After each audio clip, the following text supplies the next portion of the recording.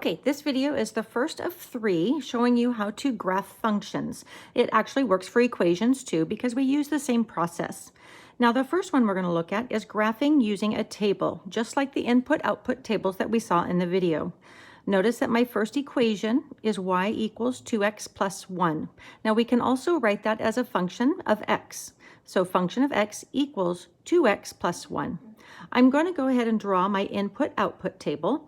Notice that on the left side I have my x, which is my input, and that will create our domain.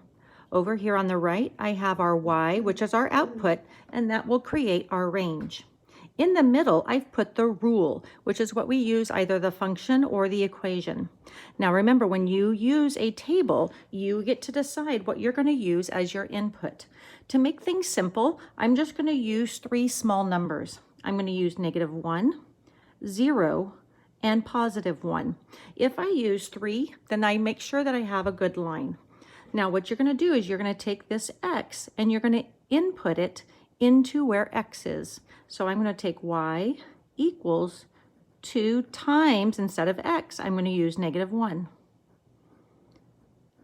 Now I just solve. 2 times -1 is -2 plus 1.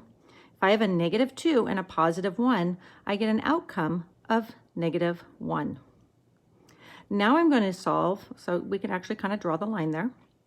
Now I'm going to solve my equation using 0.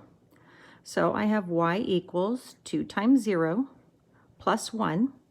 2 times 0 is 0, plus 1 is a +1. Now I'm going to do my last one. I have y equals 2, and this time my x is 1. So I'm going to substitute in my 1 and write my equation. 2 times 1 is 2, plus 1, 2 plus 1 is 3. So now that I've completed my table, I can actually pull out my coordinate pairs. Remember, coordinate pairs are x, comma, y. So my x is -1, my y is -1. That's my first pair. My second pair, I have a 0, and a y is 1. And then my third pair, I have 1, and then comma 3.